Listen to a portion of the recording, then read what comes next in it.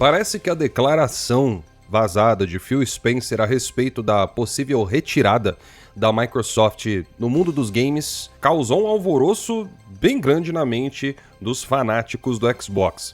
De tal forma que no dia de ontem mesmo já surgiu o primeiro controle de dano.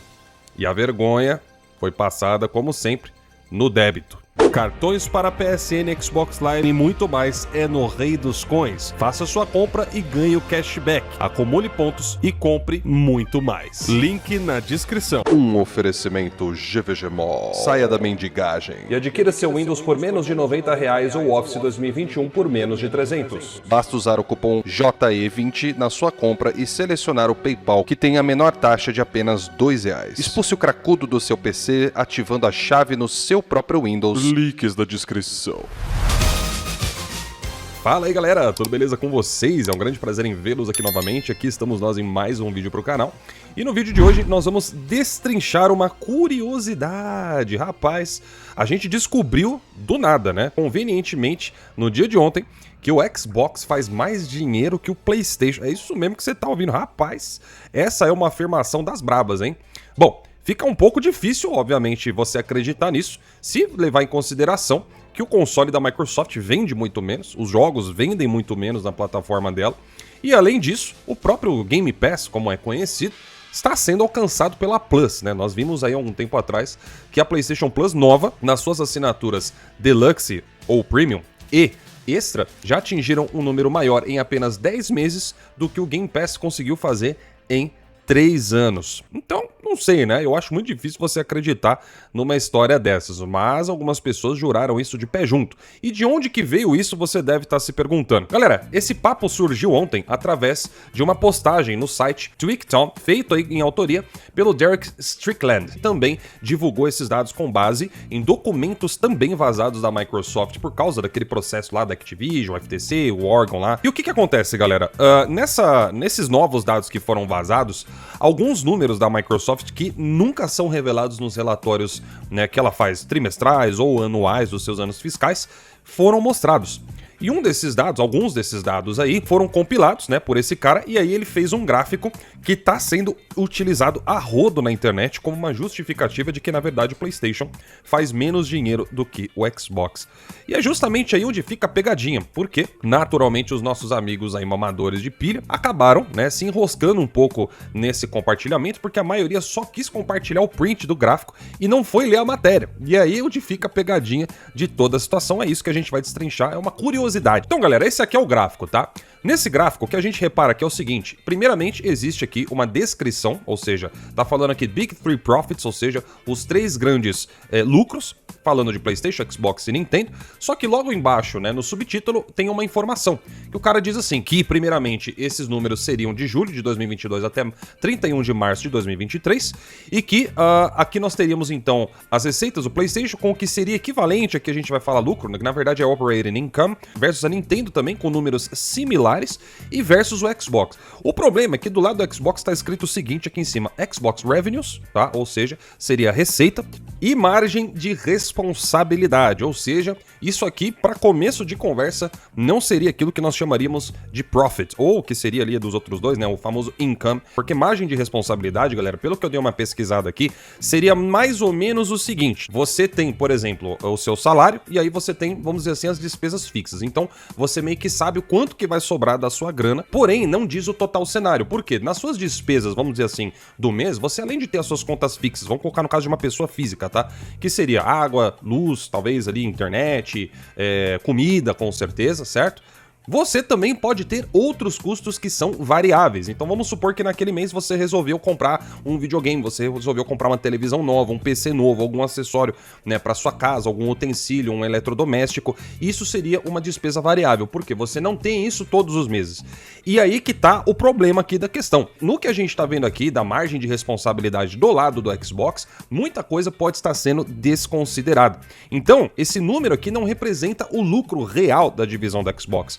E uma outra coisa que também é questionada nesse gráfico é o seguinte: esse número da margem de responsabilidade representa 12% do que seria ali, né, a grana toda gerada pela receita, né, da divisão da Xbox nesse período que está sendo mostrado aqui, ok? Porém, o Phil Spencer, ao responder o questionamento do advogado do FTC lá no processo da Activision, afirmou que a margem de lucro do Xbox fica na casa de 1 dígito. Portanto, 12% passa da casa de 1 dígito, você tem 2 dígitos. Então esse 1 dígito poderia ser de 1% até 9%. Vocês estão começando a entender a diferença aqui no caso que a gente está falando? Pois é, mas continua aí que tem mais coisa no caminho, tá? E sabendo disso, o autor dessa postagem, que fez a compilação desses dados que está sendo utilizado aí pelos caixistas na internet, diz logo lá no final do texto que é onde os caras simplesmente não leram, quando ele fala que os métodos de responsabilização podem ser diferentes entre a Microsoft e a Sony, e que não se sabe, né, com certeza, como que a Microsoft calcula sua margem de responsabilidade.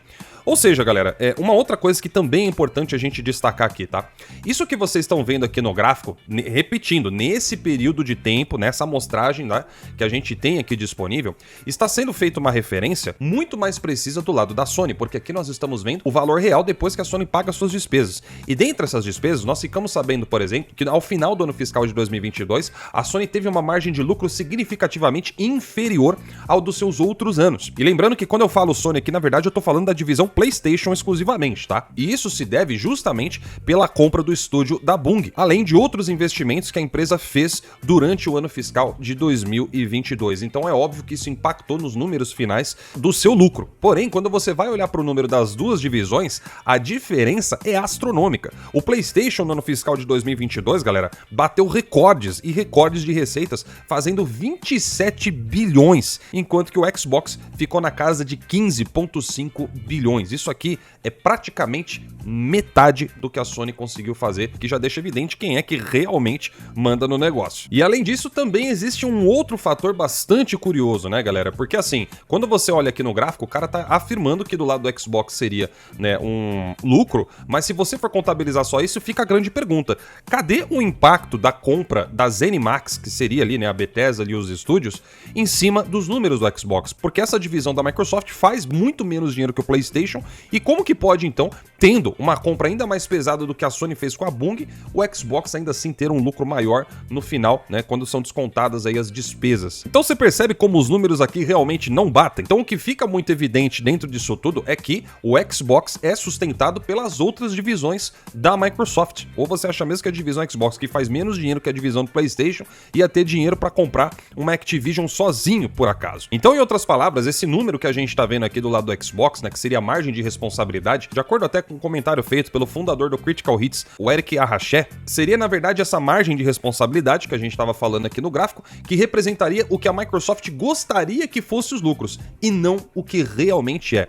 Em outras palavras, não existe nenhuma confirmação de que os números da Microsoft, no fim das contas, sejam maiores do que os da Sony. Agora, para e pensa aqui comigo, se esses números fossem maiores, por qual motivo então Phil Spencer teria afirmado que existe a possibilidade da Microsoft sair do mercado de games, quer seja totalmente ou parcialmente, se supostamente ela estaria melhor do que o PlayStation? Faz sentido pra você isso? Ah, mas a Microsoft tá fazendo compras, comprou estúdio, tem a questão da Activision, você acha que ela faria isso para depois sair do mercado? Bom, a resposta não é que talvez ela fosse sair do mercado e simplesmente fechar tudo. É óbvio que provavelmente ela poderia vender a divisão do Xbox para outra empresa, e de empresas que poderiam estar interessadas aí, que poderiam comprar. Nós poderíamos talvez destacar a Google, a Amazon, quem sabe talvez a Apple, ou ela poderia fazer isso só parcialmente. Olha, a gente vai sair, por exemplo, não vamos mais fazer consoles, mas a gente vai continuar vendendo jogos. Ou seja, todos os estúdios que ela comprou poderiam continuar produzindo normalmente e ela se tornaria uma publisher, lançando seus jogos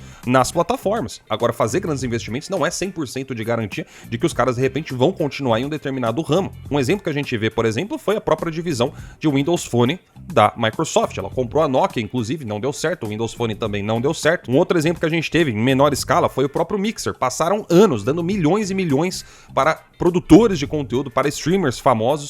Um deles foi aquele Ninja lá, né, que deram 50 milhões pro cara. Naquela época era um dinheiro que dava pra você fazer até um AAA. E olha lá o que aconteceu, os caras não continuaram de nenhuma forma, o Mixer foi fechado integralmente. Então, em outras palavras, não existe uma resposta certa, tudo é possível. Mas o que a gente pode falar a respeito desse gráfico que estão usando na internet é que o conteúdo não reflete aquilo que muitos aí estão querendo passar. E deixando claro que eu não sou nenhum especialista de contabilidade ou coisas do tipo. O que eu fiz aqui é pesquisar os dados no geral e todas as informações para mostrar aqui para vocês. Se vocês quiserem a fonte de tudo isso que eu tô falando, tá aqui nos links aqui da descrição.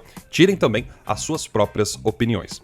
Eu vou ficando por aqui então. Até o próximo vídeo e falou!